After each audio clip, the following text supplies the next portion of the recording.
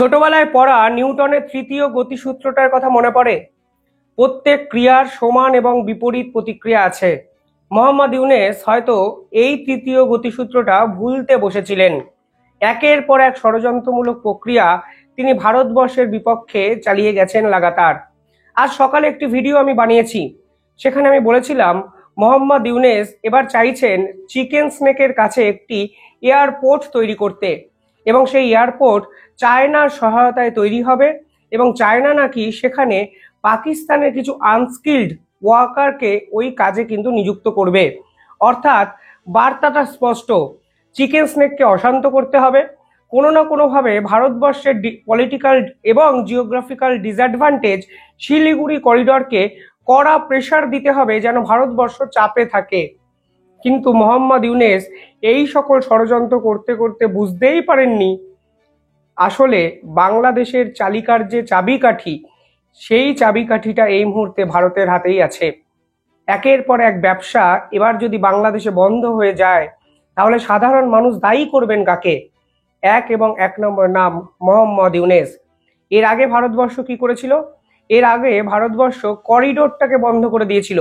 অর্থাৎ ভারতবর্ষের মাটিকে কাজে লাগিয়ে অন্য কোনো দেশে ব্যবসা বাণিজ্য করতে পারবে না বাংলাদেশ। এতে প্রায় 4,000 কোটি টাকার বাৎসরিক ধাক্কা মোহাম্মদ ইউনেসের ব্যবসায়ীদের কিন্তু পোহাতে হয়।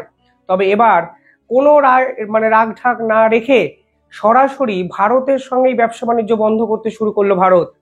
পরিষ্কার বার্তা, তোমরা যদি আমাদের পিছনে ছুরি মারার চেষ্টা করো, তাহলে আমরা তোমাকে কোপ মারবো এবং সেই কোপ থেকে উঠে দাঁড়ানোর ক্ষমতা তোমাদের আর থাকবে না।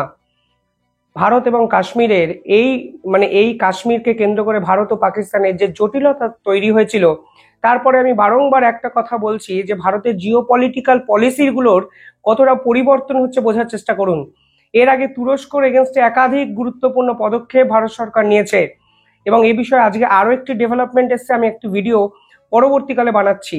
কিন্তু আজকে দেখুন ভারতবর্ষ বুঝে গেছে আসলে বন্ধু হিসাবে যারা এতদিন পাশে ছিল তারা কিন্তু কোনো বন্ধু নয়, আর তারা আসলে ভারতবর্ষের বিপক্ষে ষড়যন্ত্রকারী। তুরস্ক যেমন, বাংলাদেশও কিন্তু ঠিক তেমন, যারা এই কাশ্মীরকে কেন্দ্র করে যখন ভারত এবং পাকিস্তানের যুদ্ধ হচ্ছিল, ঠিক তখন প্রকাশ্যে পাকিস্তানের সমর্থন করেছিল, এবং সে দেশ থেকে একজন ব্রিগেডিয়ার জেনারেল কমেন্ট অবধি করেছিলেন ফেসবুকে যে এইটাই সেরা সময়, এই মুহূর্তে চীনকে কাজে লাগিয়ে চিকেন স্নেককে পাশ কাটিয়ে 7 সিস্টার্সকে দখল করতে হবে। এই ধরনের একটি কমেন্ট কিন্তু তারা করেছিলেন। তবে ভারতবর্ষ বুঝিয়ে দিল মোহাম্মদ ইউনেস যেভাবে 7 সিস্টার্সের গার্জিয়ান হওয়ার চেষ্টা করেছিলেন, আসলে ওসব অভিভাবক কিচ্ছু নয়। মোহাম্মদ ইউনেসের চাবিকাঠিটাই এখন ভারতের হাতে। কারণ ভারতবর্ষ এই প্রথমবারের জন্য এই ধরনের বোল্ড একটি পদক্ষেপ নিল। সেখানে তারা বলল ভারতবর্ষের বিভিন্ন যে গেট আছে, সেই গেটকে কাজে লাগিয়ে ভারতবর্ষ আর কোনো বাংলাদেশের প্রোডাক্টকে ভারতে ঢুকতে দেবে না, এবং এতে বাংলাদেশের 1 বছরের ক্ষতির পরিমাণ হবে $157 কোটি। 157 কোটি নয়, $157 কোটি। গুগলে গিয়ে দেখে নিন যে সংখ্যাটা হচ্ছে। বাংলাদেশের বর্তমান যে অর্থনৈতিক মন্দা, তা বাংলাদেশ এফোর্ড করতে পারবে তো? কালকে কি বলা হলো ভারতের পক্ষ থেকে? কালকে ভারতের পক্ষ থেকে একটি স্টেটমেন্ট দেওয়া হয়েছে। সেই স্টেটমেন্টে বলা হয়েছে, সেই নোটিশটি করেছেন director general of foreign trade, অর্থাৎ যারা ব্যবসা বাণিজ্য দেখেন এবং বিদেশ থেকে ব্যবসা বাণিজ্য আসছেন, এই মন্ত্রকের পক্ষ থেকে একটি স্টেটমেন্ট করা হয়েছে। সেখানে বলা হয়েছে ভারতবর্ষের কোনো করিডর বাংলাদেশের প্রোডাক্ট করিডরকে ব্যবহার করে বাংলাদেশের প্রোডাক্ট ভারতে ঢুকতে পারবে না। প্রধানত দুভাগে প্রোডাক্ট কিন্তু বাংলাদেশ থেকে ভারতে ঢোকে। 1 নম্বর হলো ল্যান্ড কাস্টম স্টেশনকে কাজে লাগিয়ে, 2 নম্বর হলো ইন্টিগ্রেটেড চেকপোস্টকে কাজে লাগিয়ে। আপাতত সিদ্ধান্ত হয়েছে এই ল্যান্ড কাস্টম স্টেশন এবং ইন্টিগ্রেটেড চেকপোস্ট 2 ধরনেরই দরজা বাংলাদেশের প্রোডাক্টের জন্য সম্পূর্ণভাবে বন্ধ করছে ভারত। বাংলাদেশিরা এবার কাকে মাল বিক্রি করবেন? বিদেশে তারা পাঠাতে পারছেন না। কারণটা কি? কারণ কলকাতা কিংবা মুম্বাই কিংবা বিভিন্ন এয়ারপোর্ট বাংলাদেশিদের জন্য সম্পূর্ণ বন্ধ হয়ে গেছে। করিডর ভারতবর্ষ বন্ধ করে দিয়েছে, বিদেশে মাল যাচ্ছে না। এখন কলকাতা এবং ভারতবর্ষের একাধিক রাজ্য বাংলাদেশে আর কোনো প্রোডাক্ট কিনবে না। কোন প্রোডাক্ট কিনবে না সেইটাও কিন্তু লিস্টে বলা হয়েছে, এবং আপনারা দেখতে পাবেন এই লিস্ট যা আসলে বাংলাদেশের টোটাল অর্থনীতিকে কন্ট্রোল করে। কারণ 1 নম্বরে যারা আছেন তারা হলো পোশাক শিল্প। আজ থেকে বাংলার কোনো মানুষ, পশ্চিম বাংলার কোনো মানুষ, ভারতের কোনো মানুষ বাংলাদেশের পোশাক চেয়েও পাবেন না, কারণ এটি আসা ভারতে সম্পূর্ণভাবে নিষিদ্ধ। 2 নম্বর হলো প্রক্রিয়াজাত খাবার, প্লাস্টিকের বিভিন্ন জিনিসপত্র। দুদিন আগে বাংলাদেশ থেকে একটি ভিডিও ভাইরাল হয়েছিল কাকুলি ফার্নিচার, দামে কম মানে ভালো কাকুলি ফার্নিচার, মনে আছে হয়তো আপনাদের। সেই প্লাস্টিকের মানে ওই সব কাগজপত্র বা প্লাস্টিকের ওই চেয়ার ফেয়ারও কিন্তু আর ভারত আনতে দিচ্ছে না, অন্তত চেকপোস্ট বন্ধ। বিকল্প একটা উপায় ভারতবর্ষ ট্যাক্টফুলি খুলে রেখেছে, কিন্তু তা এফোর্ড করা বাংলাদেশের পক্ষে এই মুহূর্তে অসম্ভব।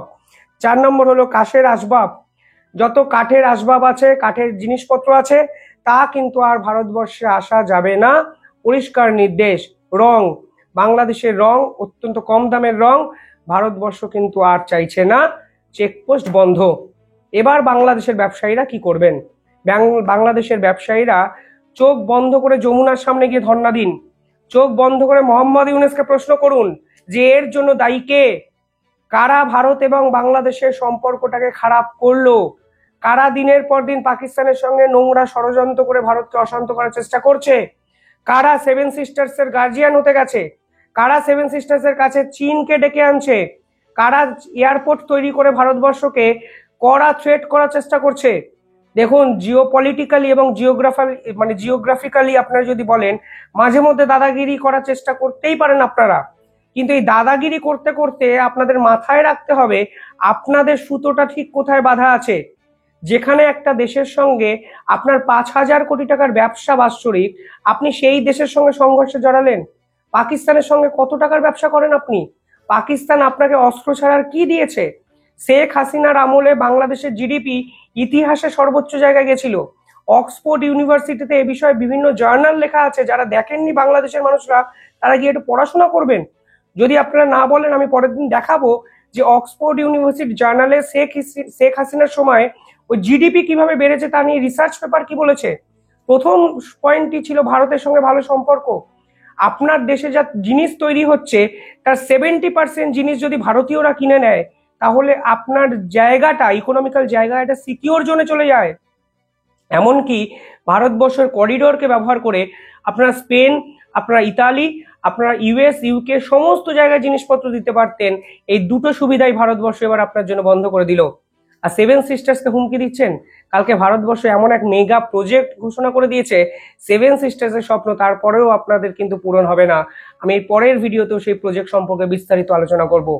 কিন্তু আসলে আপনাদের মেরুদণ্ডটা কালকে ভারতবর্ষ ট্যাক্টফুলি ভেঙে দিল, তা হয়তো আপনারা বুঝতেও পারলেন না।